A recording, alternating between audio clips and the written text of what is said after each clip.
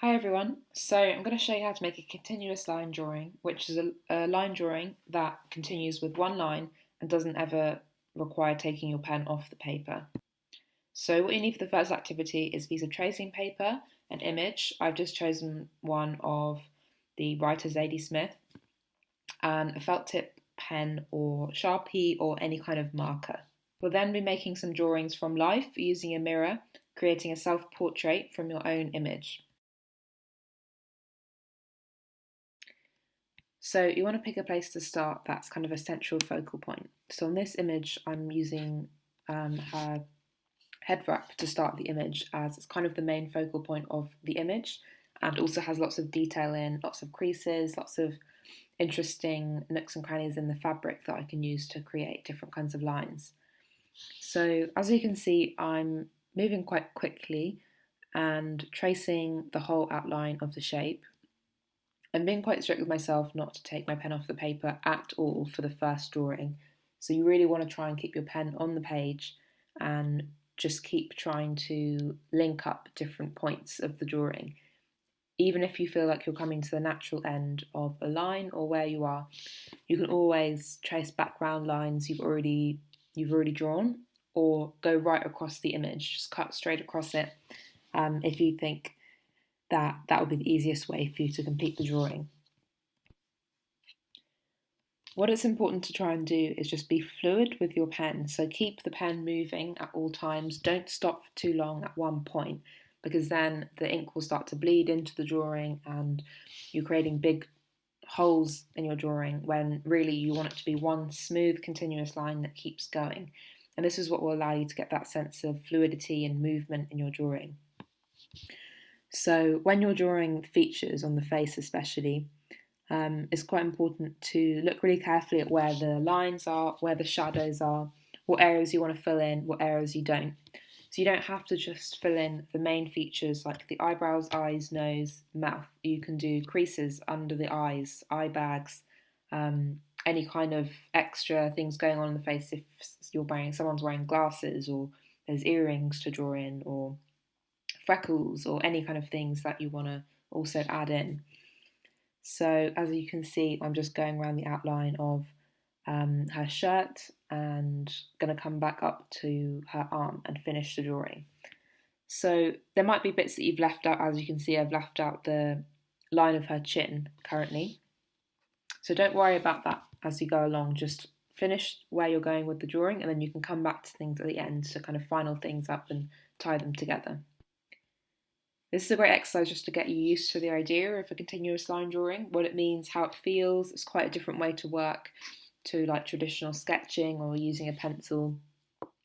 So it's a good way to kind of free up your drawing style, try different things, and also think about line, shape, composition, and colour.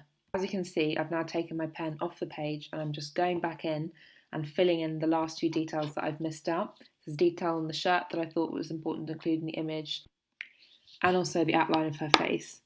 So this is the final image that I've created.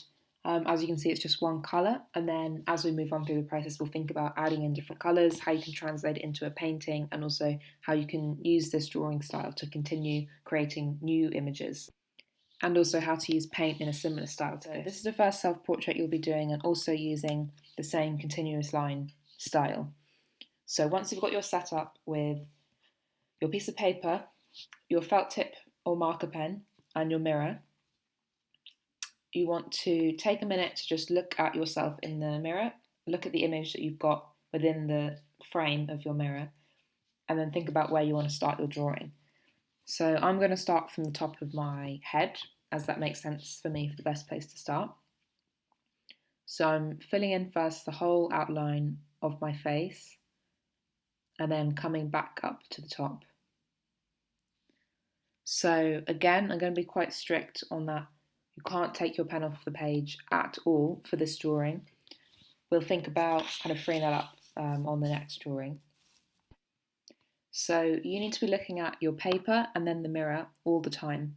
So see how my eyes are flicking back and forth every 2 or 3 seconds from my page to the image that I can see of myself in the mirror. This is really important because even though you think you know what an eye looks like, what an eyebrow looks like, or what your own image looks like, what you're focusing on from the observational drawing is what you see in front of you.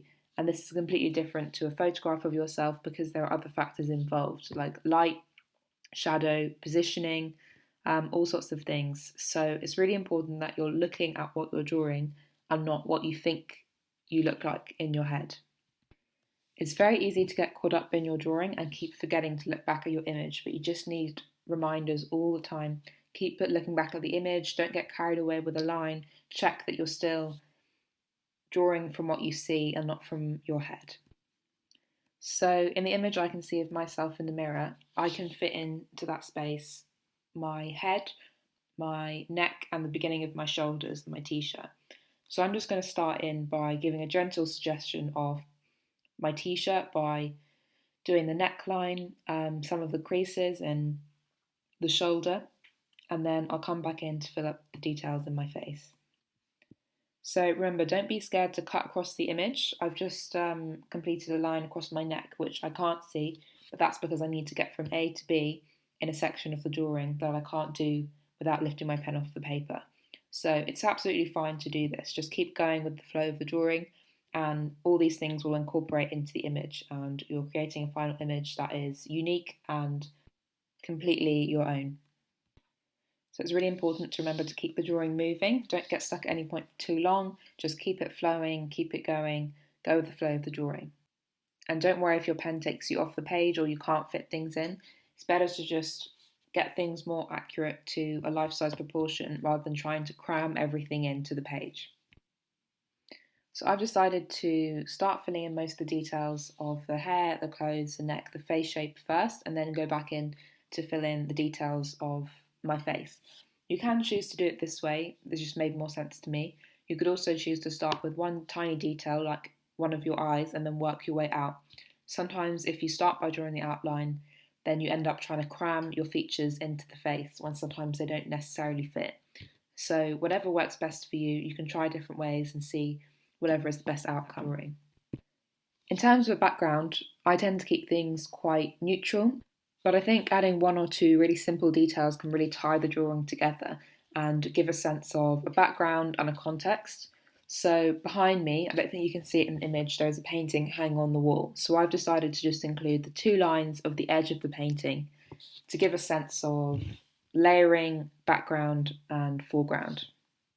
I'm also taking this time to just review the drawing, see if there's anything that I've left out that I think is important to the image, anything that can kind of add anything, but also thinking very carefully about not to overdo it.